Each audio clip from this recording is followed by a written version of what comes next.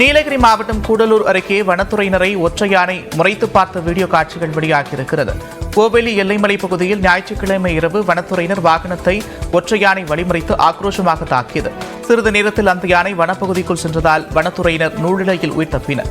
அதன் பிறகு யானையின் நடமாட்டத்தை வனத்துறையினர் கண்காணித்து வருகின்றனர். குன்னூரிலிருந்து மேட்டுப்பாளையம் செல்லும் மலைப்பாதையில் உயரமான இடத்தில் மேய்ச்சலில் ஈடுபட்ட யானை தொடர்ந்து ஆற்றில் இறங்கி மறுகரைக்கு செல்ல தயாரானது. அப்போது தன்னை கண்காணிக்கும் வனத்துறையினரை பார்த்து முறைத்துவிட்டு மெதுவாக நடந்து சென்றது.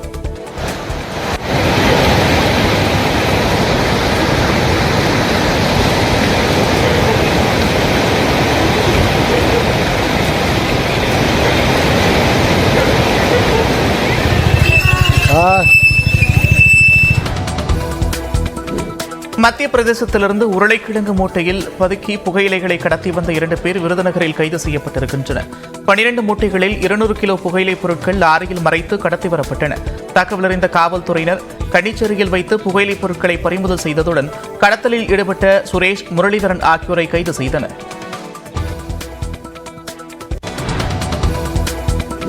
மேகமலை மலைச்சாலையில் அனுமதியின்றி செல்ல முயன்ற நபர்களை தடுத்து நிறுத்திய வனக்காவலரை தாக்கிய 3 பேர் கைது செய்யப்பட்டுள்ளனர்.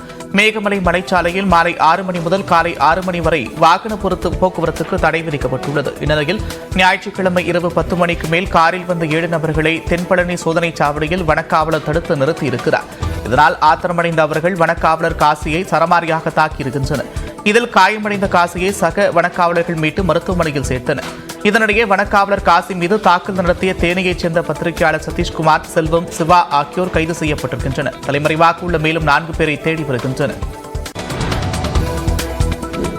வரத்து குறைந்ததால் தருமபுரி மாவட்டத்தில் தக்காளி 1 கிலோ 60 ரூபாய்க்கு விற்பனை செய்யப்படுகிறது. வெயில், மழை என்று மாறி மாறி வரும் பருவநிலையால் தக்காளி விளைச்சல் குறைந்திருப்பதாக கூறப்படுகிறது. நல்ல வளர்ந்த செடிகளில் உள்ள பூ, பிஞ்சு, காய் உதிர்ந்து வருவதுடன் வளர்ச்சியின்றியாக விவசாயிகள் தெரிவிக்கின்றனர். இதனால் வரத்து குறைந்து விலை அதிகரித்து இருக்கிறது. கடந்த ஞாயிற்றுக்கிழமை உழவு சந்தையில் கிலோ 30 ரூபாய்க்கு விற்கப்பட்ட தக்காளி தற்போது 60 ரூபாயாக உயர்ந்திருக்கிறது. வெள்ளிச்சந்தையில் 75 ரூபாய்க்கும் விற்பனை செய்யப்படுகிறது. பாலக்கோடு சந்தையில் 15 கிலோ எடை கொண்ட தக்காளி கூடை 400 ரூபாய் முதல் 500 ரூபாயாக இருந்த நிலையில் தற்போது 850 முதல் 900 ரூபாயாக விற்பனை செய்யப்படுகிறது.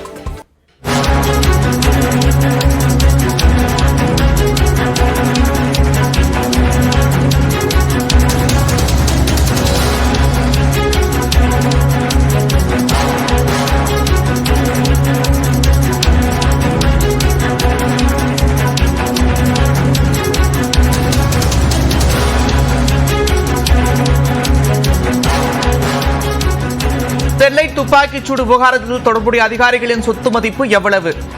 ஸ்டெர்லைட் துப்பாக்கிச்சூடு விவகாரத்தில் தொடர்புடைய அதிகாரிகளின் சொத்து மதிப்பு எவ்வளவு என்று நீதிமன்றம் கேள்வி எழுப்பியிருக்கிறது. கூடுதல் விவரங்களோடு செய்தியாளர் மதன் இணைக்கிறார். மதன், விவரங்கள். தூத்துக்குடி துப்பாக்கிச்சூடு சம்பவம் தொடர்பாக தாமாக முன்வந்து விசாரணைக்கு எடுத்த வழக்கை ஏற்கனவே தேசிய மனித உரிமை ஆணையம் முடித்து வைத்துவிட்டது. இந்த ஒரு உத்தரவை ரத்து செய்ய வேண்டும் என்றுதான் மனித உரிமை ஆர்வலர் ஹென்றி டி என்பவர் சென்னை உயர்நீதிமன்றத்தில் வழக்கு தொடர்ந்தார். இந்த வழக்கானது நீதிபதிகள் எஸ் சுந்தர் அமரில் விசாரணை நடைபெற்றது. இந்த வழக்கு ஏற்கனவே விசாரணைக்கு வந்தபோது தூத்துக்குடி துணை காவல் கண்காணிப்பாளர் தரப்பில் ஒரு அறிக்கை தாக்கல் செய்யப்பட்டது. அதில் இந்த மனித உரிமை ஆணைய சட்டத்தின்படி ஏற்கனவே முடிக்கப்பட்ட ஒரு வழக்கை மீண்டும் விசாரணைக்கு எடுத்துக்கொள்ள முடியாது என்று தெரிவிக்கப்பட்டது. ஆனால் இதற்கு மனுதாரர் தரப்பில் ஒரு எதிர்ப்பு தெரிவிக்கப்பட்டது. மனித உரிமை ஆணைய சட்டப்படி அந்த மனித உரிமை ஆணையம் பிறப்பிக்கும் அந்த உத்தரவை மறு ஆய்வு செய்ய முடியும் என்றும் அந்த வகையில் இந்த ஒரு வழக்கை மீண்டும் மறு ஆய்வு செய்ய வேண்டும் என்றும் தெரிவிக்கப்பட்டது. அது மட்டுமில்லாமல் இந்த ஒரு வழக்கை சிபிஐ விசாரிக்க வேண்டும் என்ற ஒரு கோரிக்கையும் வைக்கப்பட்டது. இந்த நிலையில்தான் இந்த வழக்கின் வாதங்கள் இன்று தொடர்ச்சியாக நடைபெற்ற போது இந்த தூத்துக்குடி துப்பாக்கிச்சூடு சம்பவம் நடந்த அந்த காலத்தில் பணியாற்றிய அந்த காவல்துறை உள்ளிட்ட அதிகாரிகளின் சொத்து விவரங்களை விசாரிக்க வேண்டும் என்ற ஒரு உத்தரவை இன்று சென்னை உயர்நீதிமன்றம் லஞ்ச ஒழிப்புத்துறைக்கு பிறப்பித்துள்ளது.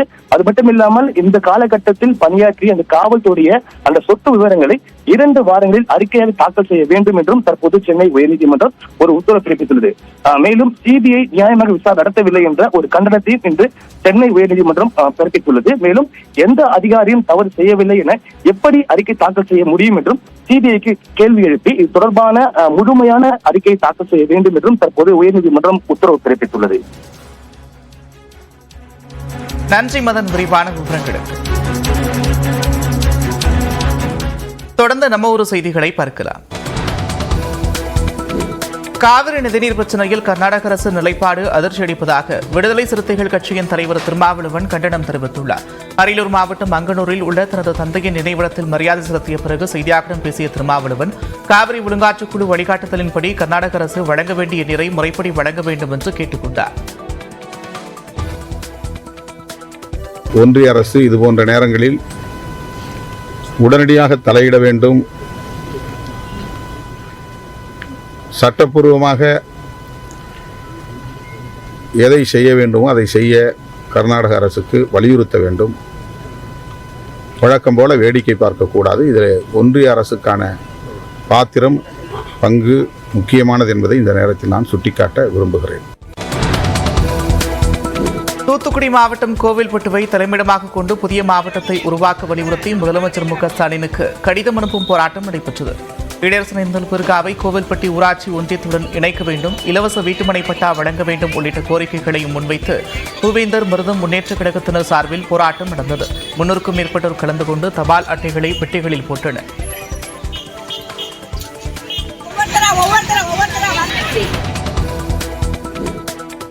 கோவை மாவட்டம் மானம்பள்ளி திறந்தவெளி கூண்டில் பராமரிக்கப்படும் புலியை வண்டலூர் அறிஞர் அண்ணா உயிரியல் பூங்காவிற்கு மாற்ற வனத்துறை அதிகாரிகள் முடிவு செய்திருக்கின்றனர். 2021ஆம் ஆண்டு வால்பாறையில் முள்ளம்பன்றி முட்களால் உடல் முழுவதும் காயமடைந்த நிலையில் புலிக்குட்டி ஒன்று மீட்கப்பட்டது. ரொட்டிக்கடை பகுதியில் உள்ள விலங்குகள் மீட்பு மையத்தில் பராமரிக்கப்பட்டு வந்த அந்த புலிக்குட்டிக்கு தற்போது 4 வயதாகிறது. இதற்கு நீர்நிலைகளை கண்டறிவது, வேட்டையாடுவது, தாய்ப்புலியை மட்டுமே பயிற்றுவிக்க முடியும் எனவும், அதனால் வனப்பகுதியில் விட முடியாது எனவும் வனத்துறையினர் தெரிவித்திருக்கின்றனர். இந்த புலியை பராமரிக்க கடந்த 3 ஆண்டுகளில் 1 கோடி ரூபாய் செலவானதாகவும் சொல்லப்படுகிறது.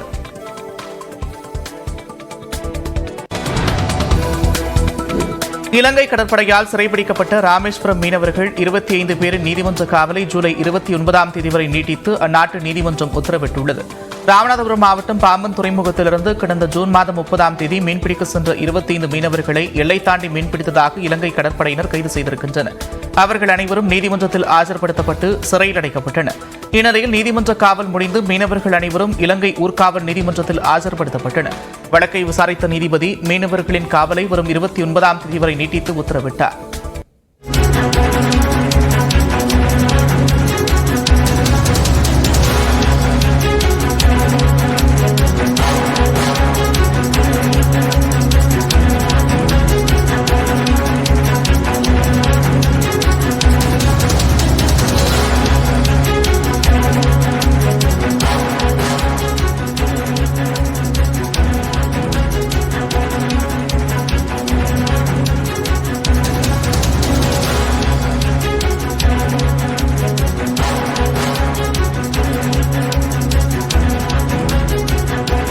காலை உணவு திட்டத்தில் சிறுதானியங்களால் தயாரிக்கப்பட்ட உணவு வழங்கப்படுகிறது என்று தமிழ்நாடு அரசு விளக்கமளித்திருக்கிறது. அண்மை செய்தியாக பார்க்கிறோம். தோசை, இட்லி வழங்கப்படுவதில்லை என்ற அண்ணாமலையின் புகாருக்கு அரசு விளக்கமளித்திருக்கிறது. காலை உணவு திட்டம் குறித்து தமிழ்நாடு அரசு விளக்கமளித்திருக்கிறது. மாணவர்களுக்கு மதிய உணவில் 5 நாட்களும் முட்டை வழங்கப்படுகிறது என்றும் தமிழ்நாடு அரசு விளக்கமளித்திருக்கிறது. மத்திய அரசு நிர்ணயித்த கலோரி புரதத்தை விட தமிழக அரசு அதிகமாக வழங்குவதாகவும் விளக்கமளித்திருக்கிறது.